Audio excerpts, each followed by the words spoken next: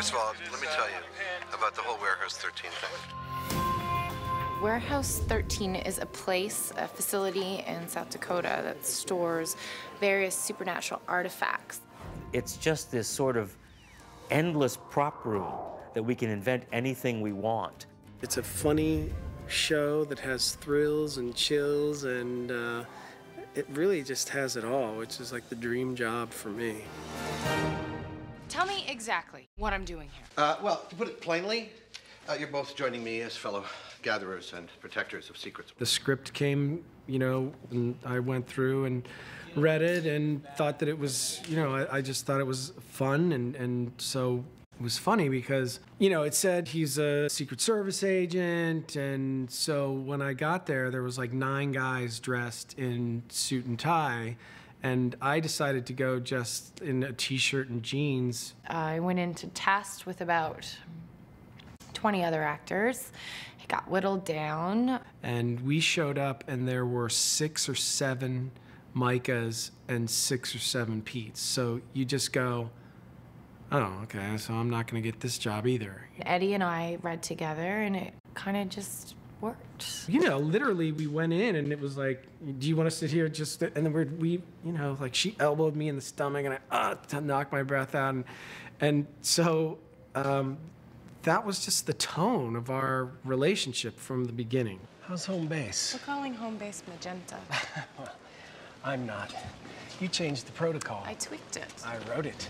I found out about this role the way actors normally do from their managers. And in fact, by the time I got a meeting, Joanne Kelly and Eddie McClintock had already been hired. They'd already gone through their process, and now they were kind of stuck trying to find an Artie because they'd already tested a number of actors and found something wasn't quite right.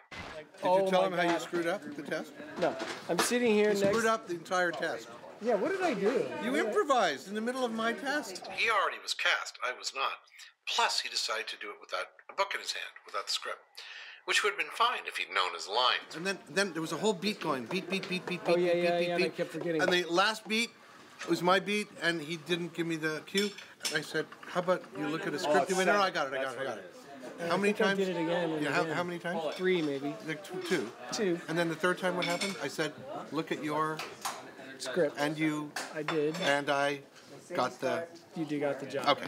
My involvement in Warehouse 13 came about through this, you know, sort of Waterloo of being at the right place at the right time and having worked with the right people. I'd worked with Jack Kenny, our showrunner, a few years ago on a pilot that didn't get picked up. Artie's an old curmudgeon who likes to live by himself, so we gave him a daughter, a granddaughter, essentially. We gave him Claudia.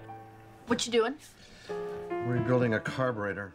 Now he has to father somebody, which is kind of cool. I mean, he fathers Pete and Myka a little bit, but they're adults. Claudia's a kid. I spoke to Jack, and he sent me a copy of the pilot just to make sure that it would be something I'd be interested in. And I remember watching the pilot, and then I had to watch the pilot again and again because I couldn't get enough of it. I was hooked on it. It was so cool because it wasn't a typical sci-fi show.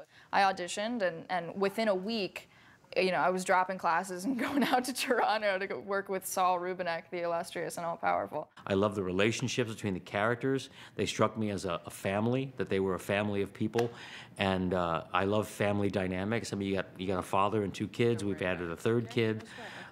We've got the sort of absentee mother, Mrs. Frederick. I mean, there's a great family dynamic there to play with, and I think every great show of any genre is a family show.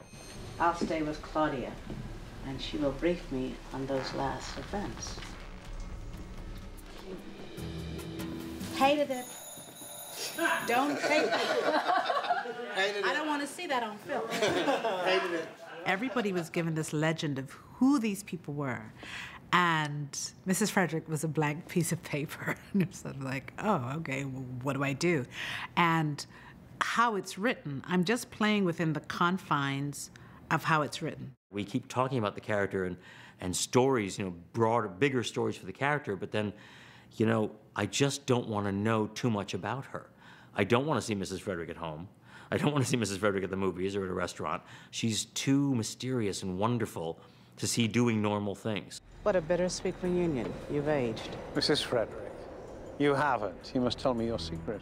She's a mystery on all counts in terms of, will we discover whether there is some trickery to Mrs. Frederick, or whether she's just this fantastic, well put together old lady in charge of these folks down at the warehouse. So They've got some of the most beautiful design on any series on television. It's a steampunk design. That is a word that means a combination of 19th century mechanical gadgets and 21st century electronics all put together. Essentially, the look for Warehouse 13 comes from Franco Dakotas, our production designer. Brilliant man. Well, as you can see, I'm basically the designer of the whole series, and we are basically in charge with all the look, the styles, and props, and name it. Everything has to be conceived, designed, give it to other people, but I have a group of creators around me, which is fantastic. For the pilot episode, Franco designed the Tesla gun. He designed the Farnsworth, although the Farnsworth, I think, is based on a Farnsworth design of some sort. And Tesla, if you Google Tesla images, you'll see a lot of those things, and Franco pulled a lot from that. So I think that was where the basis of the thing started. But if you just look through Artie's office, you'll see all of these things, like a machine here or something there, a 3D projector that Claudia built, and that she adds on to a Bell and Howell machine of some sort, and it develops into this projector. It's fantastic. One of my favorite things about the show is that I think our tongue is always firmly in our cheeks. I don't think we take ourselves too seriously, but it's a very fine line that we get to tread between the drama and the comedy. Oh, here comes my boss. Hey, Jack, I was just talking about you. Yeah, right. Yeah. More Oh, there jokes. he is. Jack wants, if I need more jokes, I want better jokes. I need better jokes. I whisper all the jokes in Eddie's ear. Oh, see, and everybody thinks I'm funny, but it's him. It's he that's funny. These actors are so good on their feet that they can take the material, they know what you're going for, and they can embellish, they can improv. Some of the greatest moments in all of our episodes, and in Claudia in particular, are these really fun, interactive beats between our characters. You took the initiative, and you recognized what needed to be done, all in Artie's absence. I'm pleased. I know, right? Score! One of the really fun things about this show is all the different places on the tone scale that you get to hit, sort of all the different notes, where there's intrigue and excitement and action, and also this fun. We have a wonderful time on the set. It's really a lot of fun. We're like kids in a fun house. There's a wonderful chemistry that happened naturally between the actors. The relationships as they developed were, Pete as the, fly by the seat of his pants, improvisational guy. He's the id. And Myka is the superego. I was really drawn to the character. First of all, it's really interesting to have a strong, dynamic female character. It doesn't happen a lot, and when you get one that is thoroughly and as well written as her, it's exciting. I think the reason that it has struck a chord with so many people is, certainly the writing has been amazing, and they've written strong female characters. The characters are very realistic people you could imagine, having in your family. And as far as our large female audience, I think they're attracted to seeing strong chicks. For me, it's easy because in terms of female audience, it has nothing to do with the stories, but it has everything to do with chemistry. And I think that the two lead characters have a real interesting chemistry, as does Saul and my character.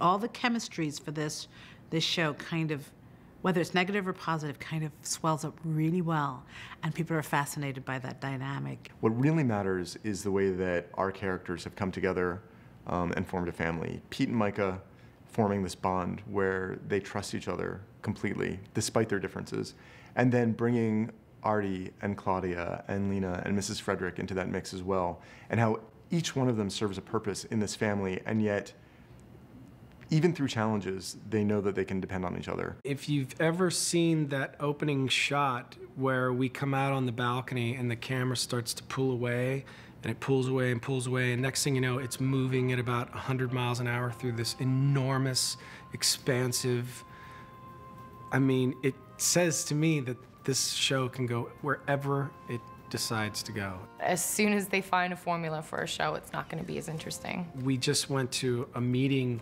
with the writers, and they told us what they had planned for the first episode back, and it's brilliant. You know, I mean, it's like, I don't know how they think this stuff. You know, it took me 6 years to get through college, and I gotta say, season 2 is gonna be so much fun and so incredible. I am so excited to get back to work. I'm glad that you've got this first season DVD. I'm glad we were able to make it. I feel incredibly fortunate to be playing this role in this series. We're about to start shooting the second season, and if it's only as good as our first season, then I'm going to be thrilled. Thanks for watching. Bye. You